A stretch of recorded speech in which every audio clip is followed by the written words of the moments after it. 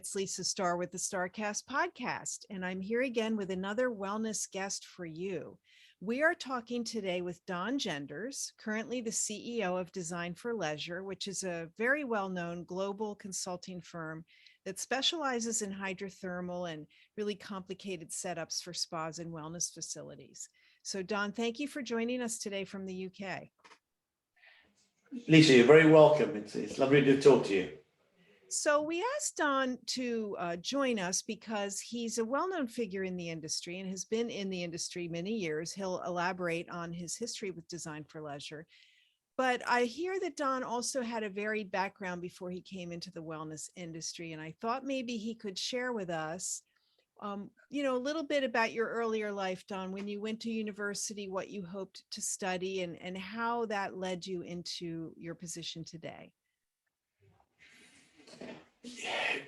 Well, yes, oddly enough, it isn't as complicated as perhaps it sounds, but no, I mean, I started, I left school and studied to be a school teacher in a university and a teacher of design technology. And so design has always been a big part of my life, even studying it, in school by technical and engineering drawing studies, what have you. And so there was always the interest. 3 years later, pop out as a teacher, started teaching, and realized very quickly that it was a profession which you moved forward using the sort of dead men's shoes situation, so everybody had their own seat in the staff room, and when your head of department left, you might get a chance to apply for the job, but it was not fast-moving and not a fast-moving career track. No. It didn't matter how good you were. That was the other thing. It didn't matter how good you were. You just had to wait. I was just, young, enthusiastic, and keen to get on with it. And in the end, I thought, well, maybe it's the school. Maybe, it was in the East End of London. It was a rough old school. And I thought, well, let's have a change, So I was looking through the, what still is today, I believe, the Times Educational Supplement. And where all teaching jobs are advertised. And every week I looked through it and I saw this ad saying, graduates wanting a career in selling and management, phone this number. And after one particularly bad day teaching, I phoned that number and had an interview. They considered me very suitable for a career in sales and management. Mm-hmm. So arranged interviews, and I joined a company who specialized in industrial storage equipment, warehouses, racking shelving. Mm-hmm. And from that point on, and that's where my design skills were very useful, because you're designing somebody's space. Right, sure, that makes a lot of sense. So you had the design part, and so that was really where I began to find my interest and my ability to make spaces work. Mm-hmm. I mean, what you make the space do is almost irrelevant. You just have to learn your specialism. And that's what I was just learning. I learned about racking systems, and then they had to work in a space. And as that progressed, the company developed office storage and office partitioning systems. I led that, and they sent me over to the Middle East, and I pioneered the sales of their more commercial systems rather than the industrial systems in the Middle East. I lived in Saudi Arabia in 1980. I traveled around the Gulf for 3 years after that. And coming back, I at that point met my first wife, and we got married, and she decided that she didn't quite like me trotting around the globe on the basis that we got married to be together. Come on, please. So I found a position in the UK doing everything I'd been doing before, mm-hmm. With office interiors. And very soon after that, I was given an opportunity to join a company as a partner and develop an office fit-out service within their business, which they didn't. So like an internal job to do it for them. Yeah, basically to go in and they wanted to set up a completely new division. They offered me some equity in the business and said, look, we'll fund it, we'll back you. You go, you go for it and set it up, which we did. This was now heading toward, we did that for about 5 or 6 years, and heading towards the end of the 80s. The fitness bug caught on. I mean, it had been going for some years before in the States, but it caught on in the UK. And of course, we had a lot of corporate clients. I've always been on the periphery of London. A lot of corporate clients in central London all wanted corporate fitness centres, all wanted gyms in the offices. So we started doing that. Okay. The fitness boys said we were buying the kit from, said, hey, look, we got someone who knows how to design gyms. So I see. Interesting. Very interesting. I want to return to this point, but let me go back to when you were younger. When you were, in grade school, did you have an inkling about drawing or perspective, or did you like design at that point? Well, it was one of the only things I was good at. So were you a kid that built forts and, used that skill at that point? Yeah, always. Anything, every form of construction toy was, from Lego from some, 5 years of age. And so, yes, and the El Meccano system of the mechanical construction as well, of levers, pulleys, and that. So I always had that a very inquiring, inquisitive mind. I always liked making something and creating something from scratch. And I think that was where I've always enjoyed not just designing something, but seeing it through. And that's why we've always, in everything I've ever done, it's not just been a design service as with an architect, or an interior designer, because I've always liked being involved in the actual creation of those designs, in physically seeing them built. So in all my business experiences, whether it was selling racking and shelving, it was exciting, to win the order to supply this guy's storage system, and then seeing it all going up. So I that's where I've always loved, and I'm very practical.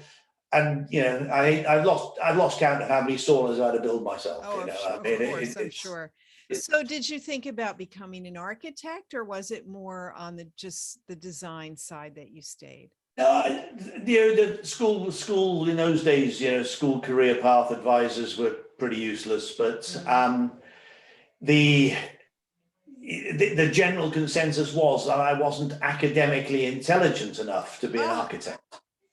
So, so it's, you went to school for design technology, you said, but design technology back then was nothing like it is now. I'm imagining it wasn't probably computer based at the time. Well, no, it wasn't computer based. No, it wasn't. It was. I mean, it was drawing boards. In fact, when I was in school, I did not design. I did not study design and technology.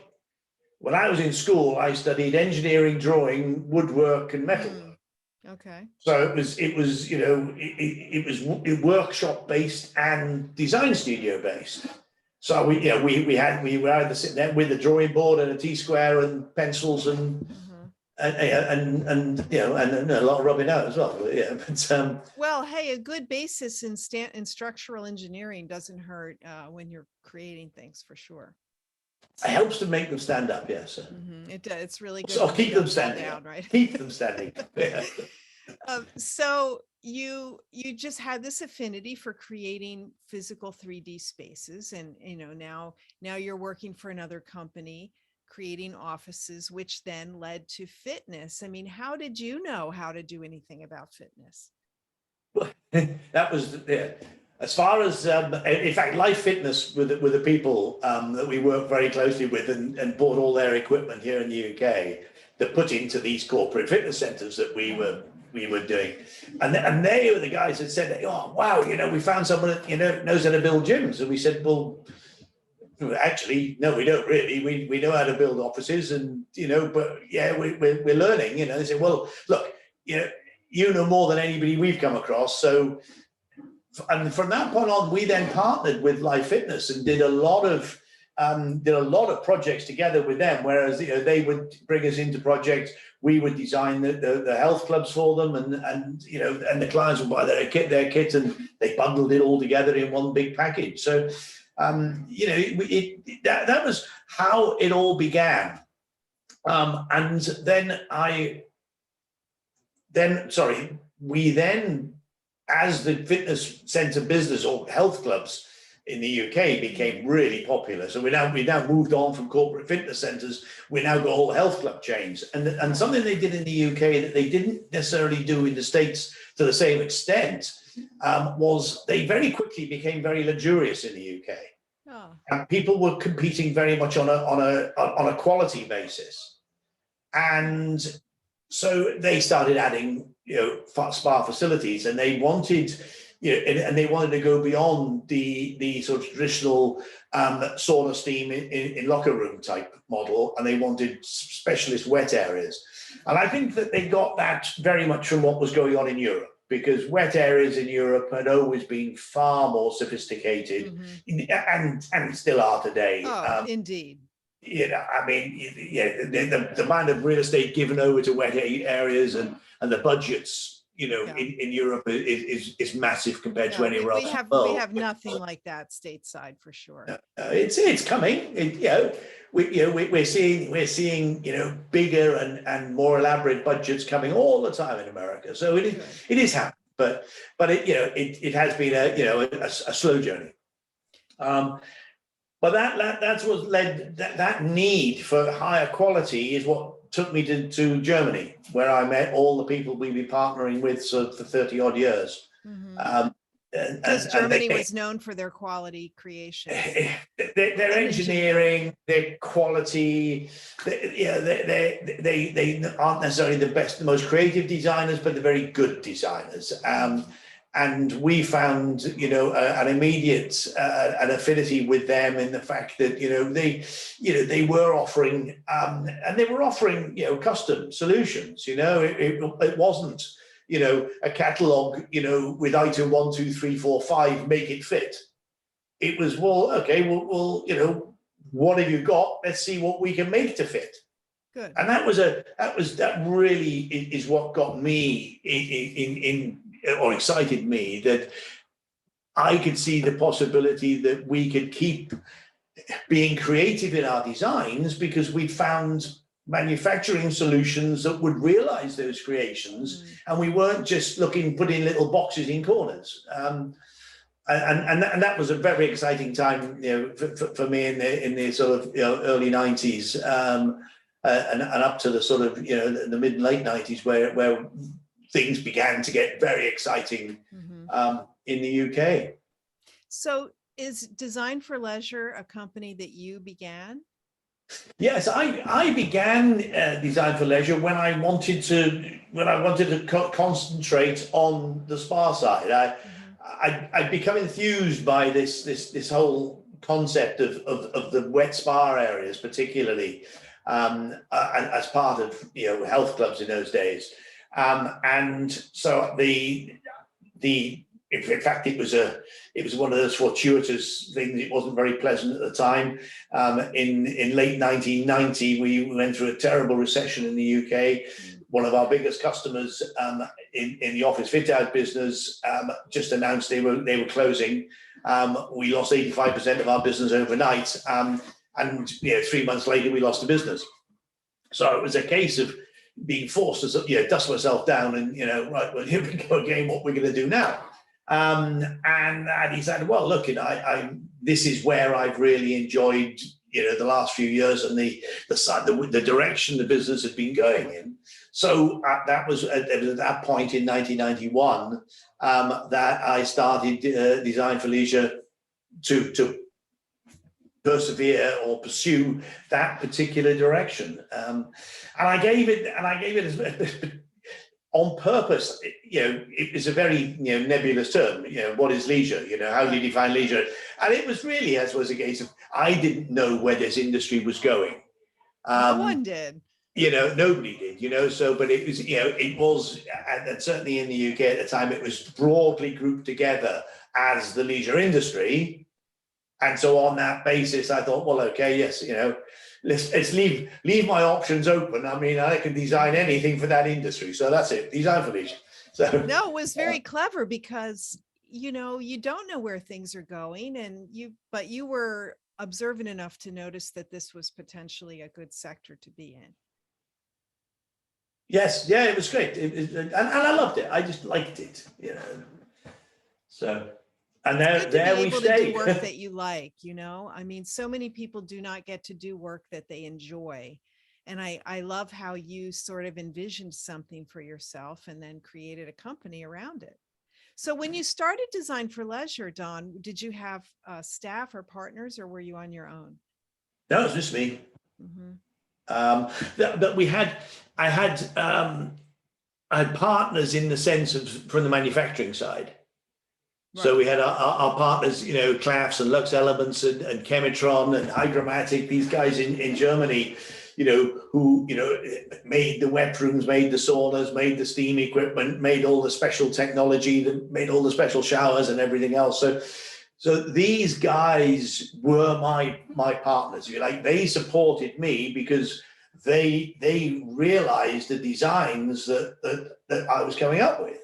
And then of course, then we had I had a team of guys who went and installed everything and built everything, and as we grew, we had more people, on drawing boards designing stuff.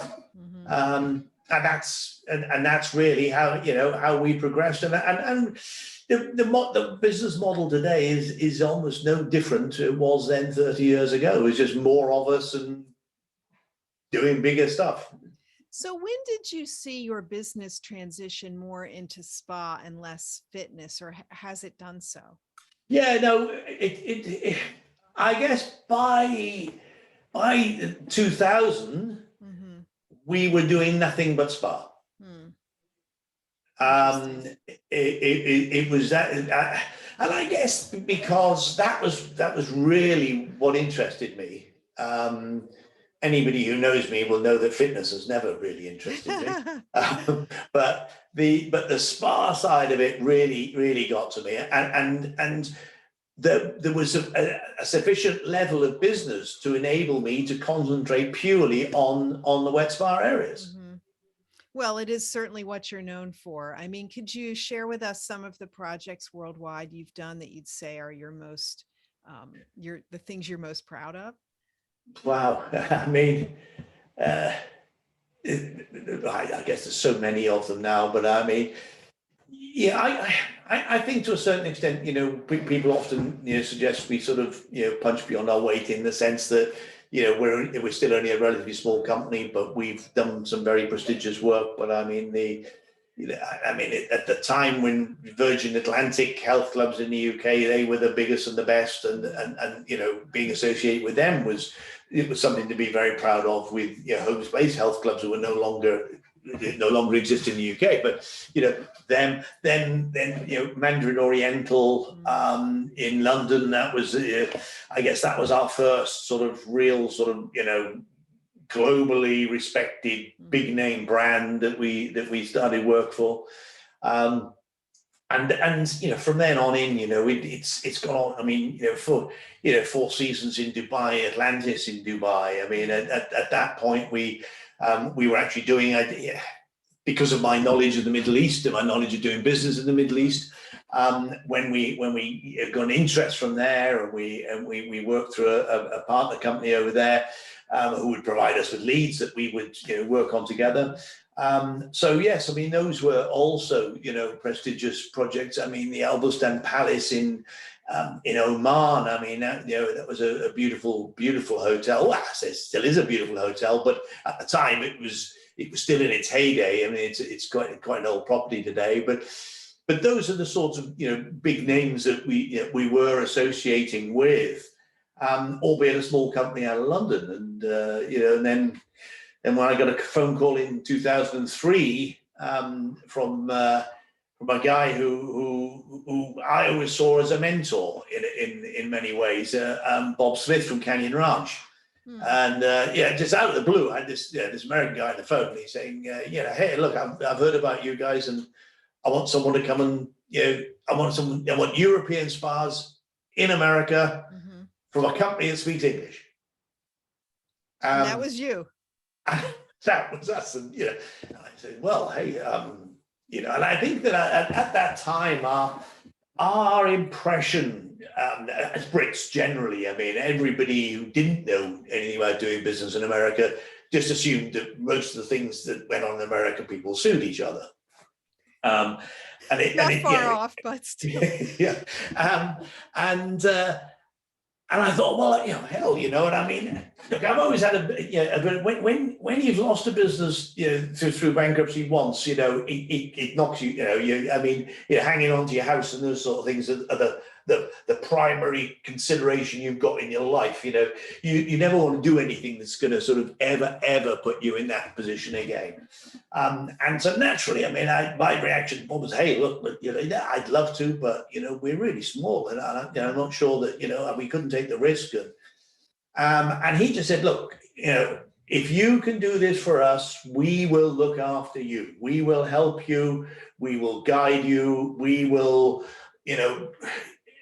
help you do business. We won't just, be somebody buying your services, but we will help you to do business in the States, and we'll protect you from, from all these bad guys who, and so I don't know. So I did, okay, I bought a ticket. In fact, sorry, Bob came to see me first, and then it was a case of, well, okay, we'll do it, and that was it.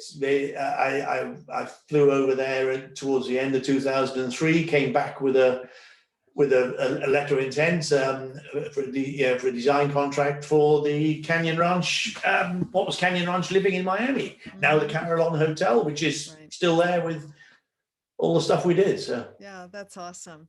It's interesting that there is this specialty, and I just want to highlight the need for that, because for myself, my own consulting is mostly in the day spa or some small hotel spa side. And I think many owners and operators do not understand the complexity when you introduce the water features into a space, and how much you need to think about the ergonomics, the safety, the effectiveness of them, and hence a specialty like yours, which seems so focused, but there's a reason for that, right? Water's horrible stuff. Okay, it causes so much damage, and I often sort of say to designers and architects and what have you, when they're talking about stones and finishes and materials and all the rest of it, and they'll come up with this beautiful but very soft stone, and they want to put it in a wet area or what have you, and say, hey, look, think about the Grand Canyon. Water did that. But you only have to drop a cup of water on a floor and see how far it spreads. That water gets everywhere. Mm-hmm. Even a small amount of water leaking continually from anything is going to cause damage, and as such, it's a very special art to create waterproof environments and contain water.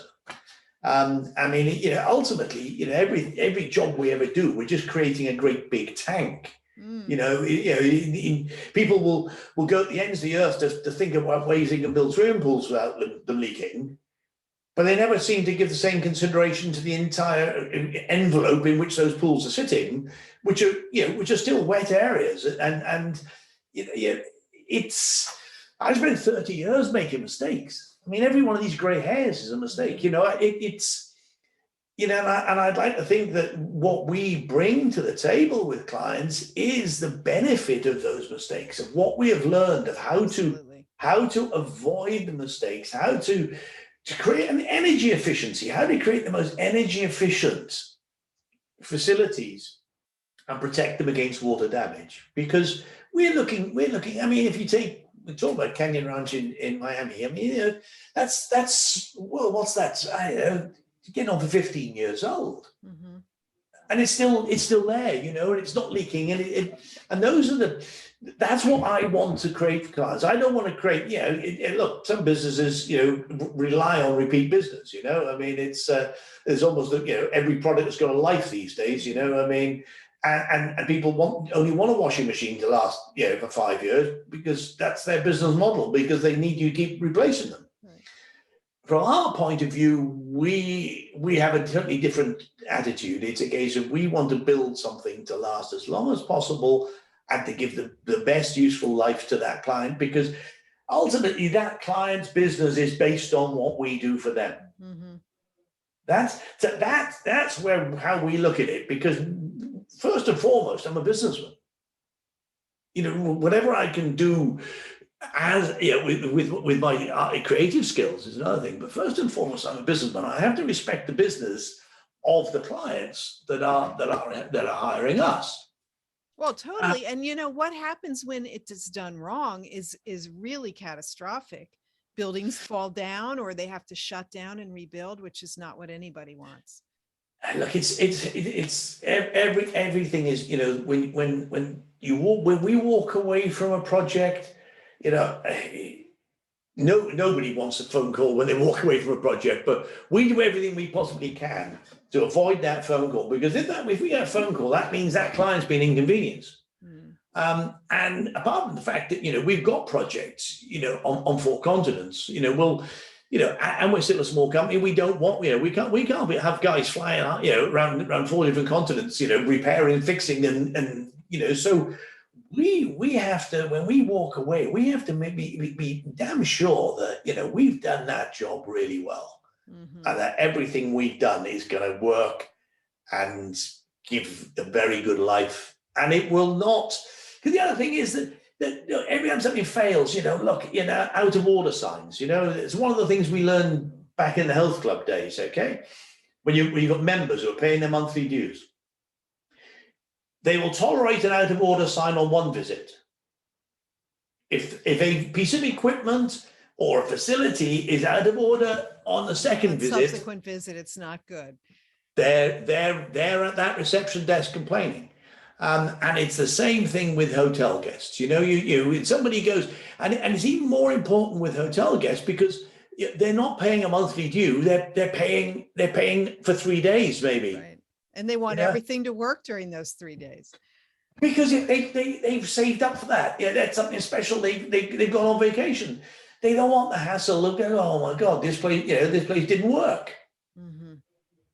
Well, that's certainly the reputation Design for Leisure has, is that what you build lasts and works, and that's an awesome place to be in. We're lucky to have had you all this time, Don.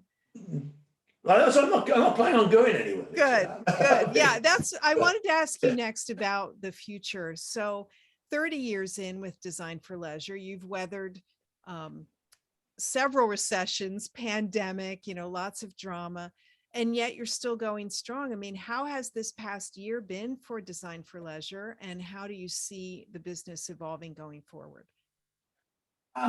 Well, as we found in the great crash, 2008-9,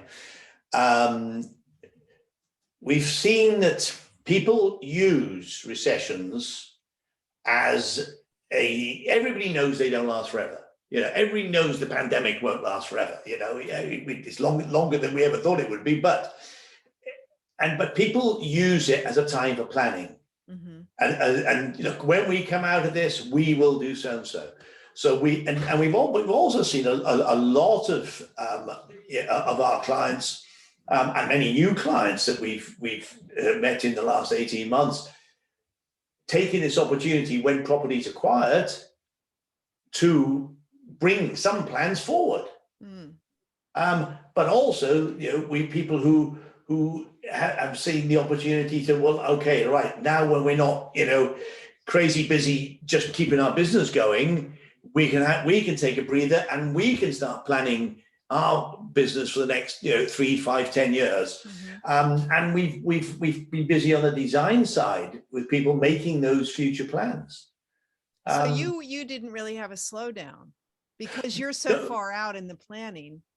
Yes. And the other side of it was that everybody wanted saunas. Absolutely. COVID can't live in a sauna. Yeah. COVID can't live in a sauna. And the sauna, private sauna sales, which was something that that we'd never considered. We're very much hospitality and commercial people, but we have now set up a division specifically for residential sauna sales. As of January this year, we saw where it was going last year. So during the course of last year, we went out, we hired this great guy, Federico Borso, and he started with us in January, and he heads up now a completely separate division of the business, concentrating on wellness at home. That's fabulous. Good opportunity that you took advantage of. So what do you think is next in the spa and wellness? Can you shed any light in closing on what you're seeing in design, like moving forward? Are there any changes that have evolved from the pandemic? What should we look for in the next few years? I think that the things that we see moving forward are people are going to be much more spatially aware. Now, there's been two schools of thought on where thermal rooms are going, and I have to admit that I completely disagree with the opinions of one of my fellow Brits in our industry, who feel that the way the industry is going to go to private sauna, steam room, private thermal suites, that you can charge for. Now, unfortunately, one, I don't like the idea of these facilities only being available to people who can pay extra for them. But secondly, that I see that people will be more spatially aware, and so I will see thermal areas possibly be going down the route of the European model, where there are more spacious.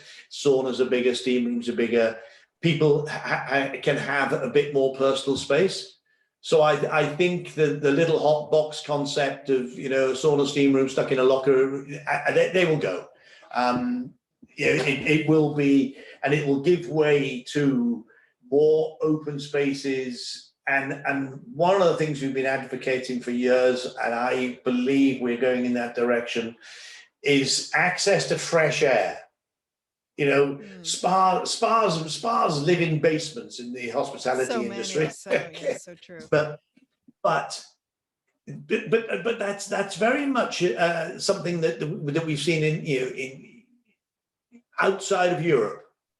Because in Europe, they've always understood the importance of access to fresh air as part of your spa bathing performances.